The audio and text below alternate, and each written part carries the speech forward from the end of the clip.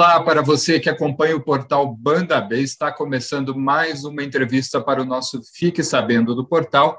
Eu sou Rodrigo Silva e hoje nós temos um papo sobre dois assuntos especificamente. Em um primeiro momento, nós vamos conversar sobre essas novas variantes do coronavírus que têm preocupado autoridades de saúde.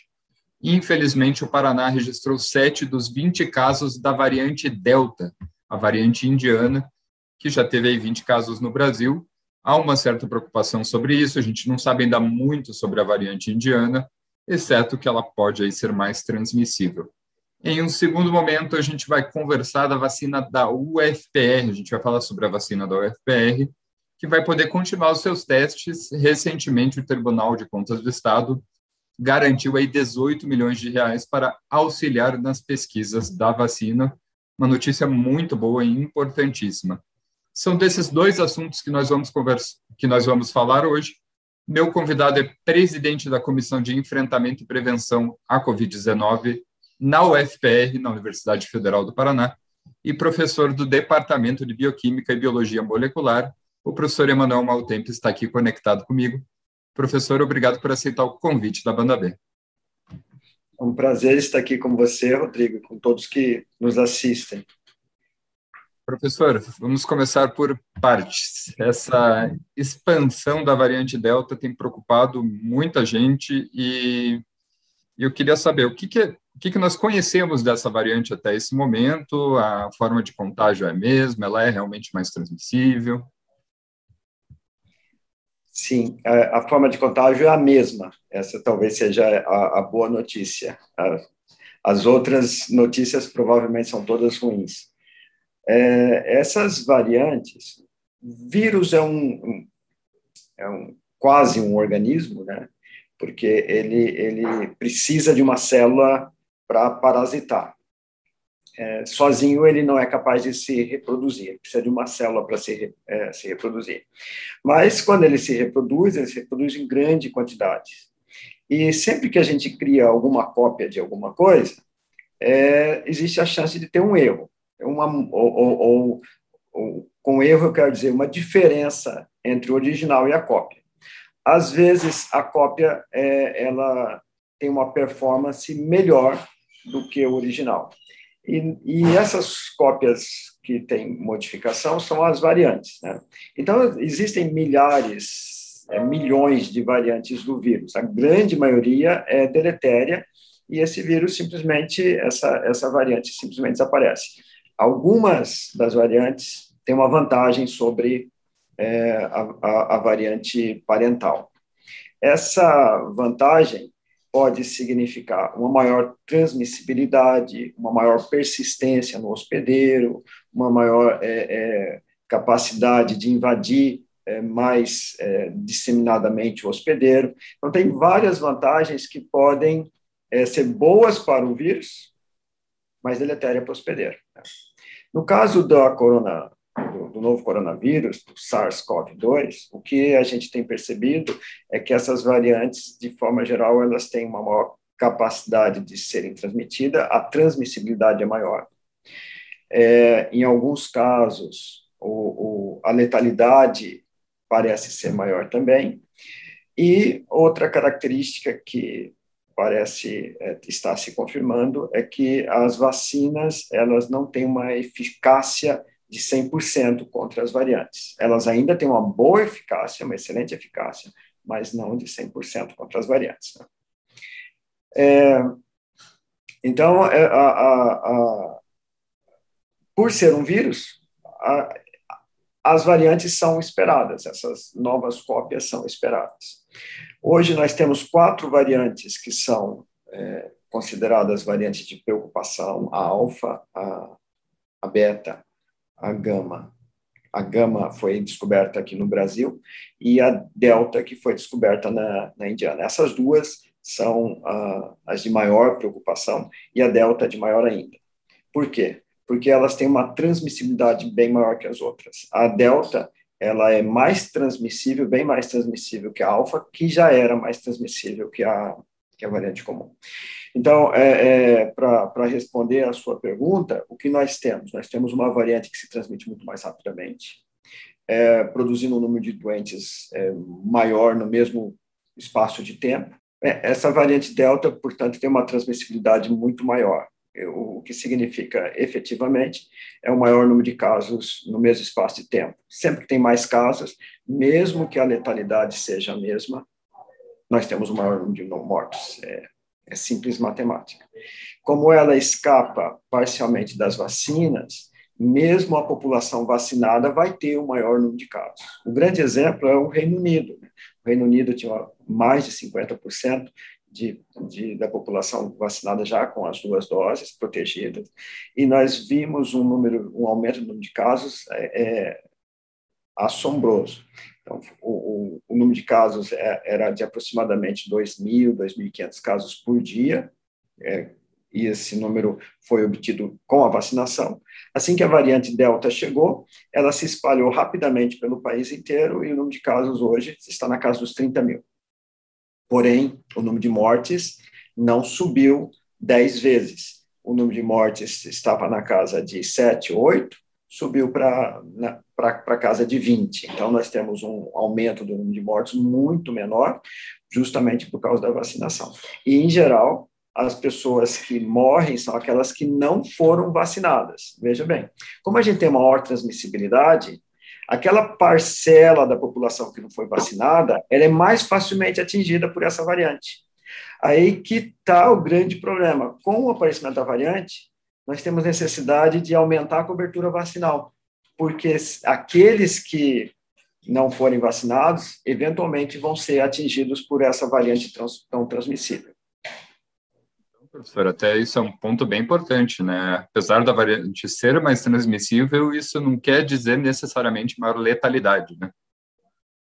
Não quer dizer maior letalidade, exatamente.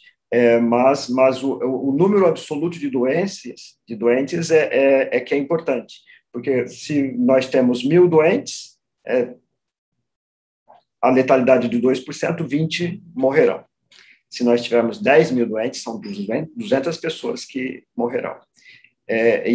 Às vezes, me parece que esse é um aspecto que a população em geral não entende, porque as pessoas argumentam, bem, mas a Covid é uma doença leve na grande maioria, a chance de eu ter uma Covid grave, ela é muito baixa, as chances de eu ir para o hospital é muito baixa, a chance de eu morrer é muito baixa. Mas isso do ponto de vista individual. Como a Covid nunca ocorre numa única pessoa, mas ocorre em toda a minha comunidade, alguém da minha comunidade vai morrer se ela espalhar pela minha comunidade. Então, uma responsabilidade minha é me proteger contra a Covid, porque assim eu estou bloqueando a transmissão para a comunidade. E não tenha dúvida, a letalidade da doença para casos detectados gira na casa de 2% a nível mundial.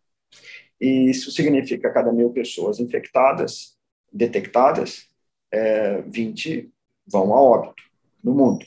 No Brasil, nós estamos chegando em 30, né? Então, nós temos uma letalidade no Brasil maior do que no resto do mundo, e isso é fato, né? Isso, como é fato que nós temos quase 550 mil pessoas que foram mortas por Covid no Brasil. Professor, a gente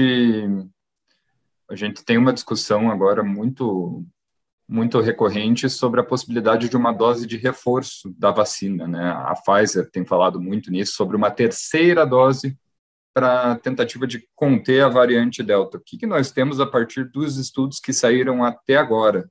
Será que isso pode funcionar ou será que a vacina realmente vai ter que passar por toda essa atualização com o tempo, na medida que novas variantes possam vir a surgir? O que nós temos até agora? A resposta mais honesta é não sei. Eu acho que ninguém sabe, ninguém tem essa resposta nesse momento. A expectativa é que uma terceira dose ela vai aumentar a eficácia, né? Especialmente vai aumentar a eficácia contra as variantes. A eficácia da Pfizer, alguns números mostram que ela, com a variante normal, original, chegava a 94%, 95%. com a variante Delta, alguns números chegam a mostrar 65%, 70%. Então, há uma queda expressiva, mas isso para a doença, né? Para a doença. Para internamento e para morte, a eficácia continua na casa de acima de 90%, praticamente com todas as vacinas, de 85% para cima. Então, as vacinas são ainda bastante eficazes contra a variante Delta. O que a gente precisa contabilizar é a relação custo-benefício. Então, se uma terceira dose ela vai aumentar a eficácia, ela aumentaria, seria bastante interessante se toda a minha população já tivesse vacinada. Então, naqueles países onde o esquema de vacinação já está maduro, quer dizer, o número de pessoas vacinadas não está aumentando e tem disponibilidade de vacinas, aí a terceira dose pode ser uma estratégia importante, começando com aqueles que são mais sensíveis, ou pessoas imunodeprimidas, as pessoas mais velhas têm um sistema imunológico que não responde tão bem. Então, seria interessante. Na situação brasileira, não me parece o caso. Na situação brasileira, me parece que é mais importante vacinar toda a população suscetível o mais rapidamente possível e, no momento que nós atingimos isso, começarmos a pensar na terceira dose para esses grupos mais vulneráveis. O mesmo se aplica para aquela proposta de reduzir o espaço entre as doses, né? Então, porque mesmo com uma dose, existe uma proteção razoável contra a variante Delta, uma eficácia de 30%, por exemplo, que é bem melhor do que nada, né? E isso para a doença. E essa eficácia sobe mais quando a gente pensa em internamento e morte.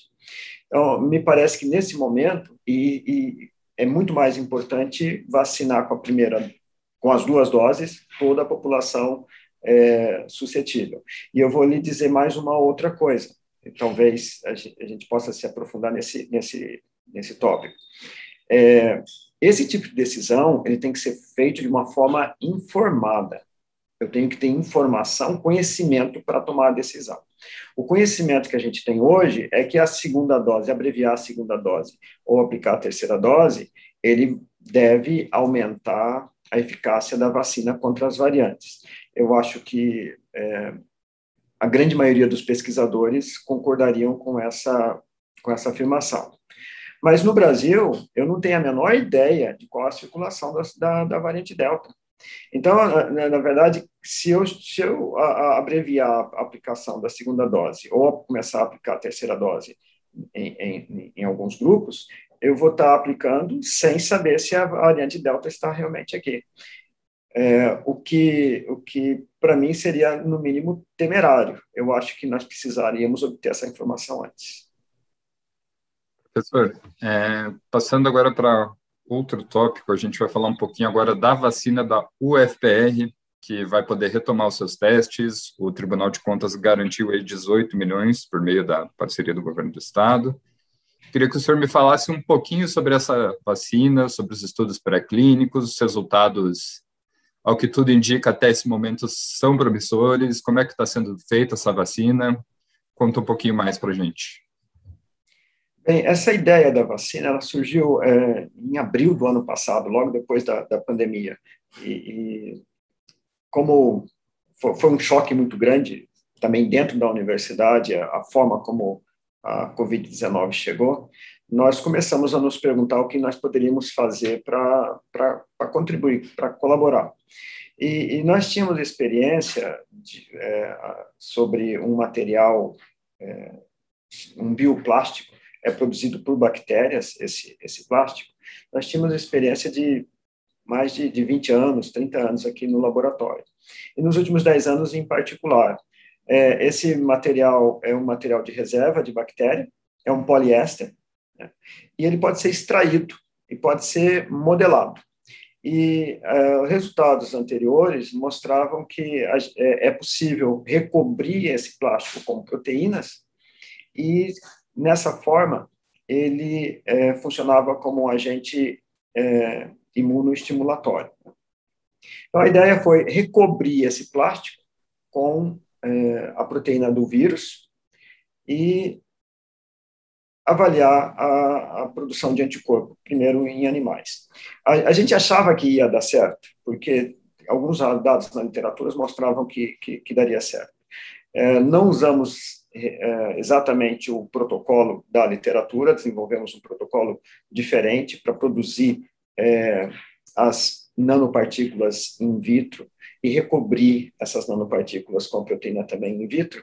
E aí nós mostramos, injetamos isso em camundongo e mostramos que era possível gerar uma grande quantidade de anticorpo nesses camundongos. A proteína escolhida foi a proteína que todo mundo escolheu, que é a proteína S do SARS-CoV-2. Essa proteína é produzida num sistema que a gente chama de heterólogo, né? Então, não é no sistema natural, eu não preciso cultivar o vírus, em outras palavras, isso torna o processo muito mais simples. A tecnologia de produção da proteína dessa forma é dominada aqui no Brasil, no nosso laboratório, outros laboratórios, e a tecnologia de produção dessas nanopartículas também a gente domina. E a produção do insumo para essa nanopartícula é feita aqui no Brasil. Então, essa era a ideia. É alguma coisa que pudesse ser feita aqui no Brasil, rapidamente, e a incógnita seria determinar a capacidade de estimular anticorpos. E quando a gente injetou em camundongos, a quantidade de anticorpos gerada foi muito alta, foi bastante alta mesmo. Ela, dependendo do padrão de comparação, ela chegava a ser 1000 vezes maior que outros sistemas, né? 100 a 1000 vezes maior a quantidade de anticorpos produzida. Isso nos deu um estímulo muito grande, porque nós não estávamos usando uma molécula ou um composto chamado adjuvante. Ou seja, a vacina ela tem a capacidade de, essa preparação tinha a capacidade de levar a proteína do vírus até as nossas células de defesa e estimular essas células de defesa para produzir anticorpos. Esses foram os primeiros resultados. A gente fez isso com um pequeno recurso do Ministério da Ciência e Tecnologia e a partir dos primeiros resultados, o governo do estado, apresentamos aqui para a Superintendência de Ciência e Tecnologia do estado do Paraná, eles acharam os resultados interessantes e nos apoiaram. Agora, esse ano, recebemos um apoio maior, bem maior, 5 vezes maior do que do NCTI, e a gente espera, aí sim, agora, completar esses ensaios pré-clínicos, né? Então, a gente demonstrou que produz anticorpo, nós queremos testar algumas variações da proteína S, nós queremos agora testar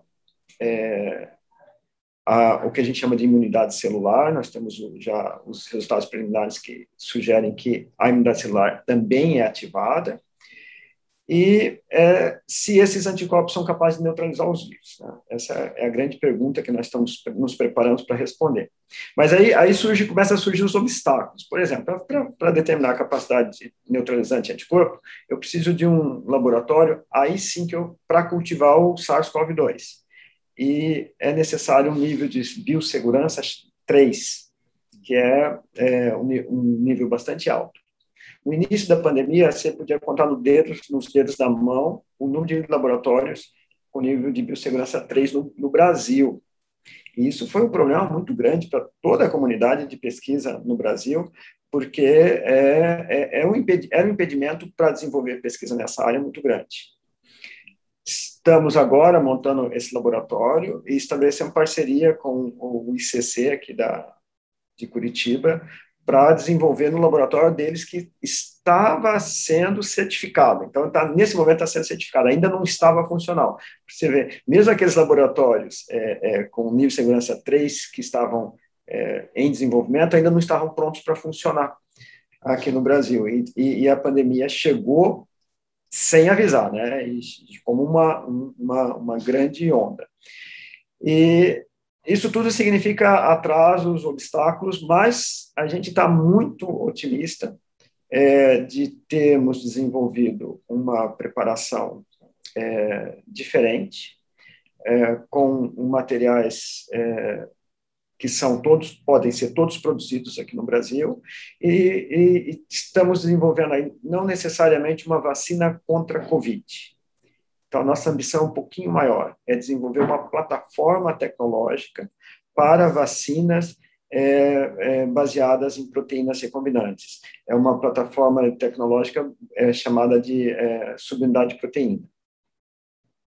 Professor, a gente pode ter obstáculos aí nos próximos meses que podem ou não interromper a continuidade dos estudos, mas é aquela pergunta que eu tenho que fazer, né?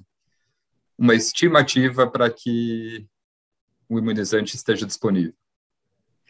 Olha, nesse momento, eu gostaria de já ter todos os ensaios de anticorpo neutralizante prontos, então nós estamos fora do cronograma, mas eu acho que ainda dá para a gente correr atrás do prejuízo e chegarmos no final desse ano com todos os resultados pré-clínicos, se não, pelo menos a maioria, prontos, né? Nós estamos agora, nesse momento, tem um edital de chamamento de 3 bolsistas de pós-doutorado para trabalhar no projeto, e isso vai aumentar bastante a velocidade de desenvolvimento do projeto. Terminado essa fase pré-clínica, há necessidade de solicitar a Anvisa, aqui no Brasil, a Anvisa, a agência regulatória, autorização para os ensaios em humanos, as chamadas fases clínicas.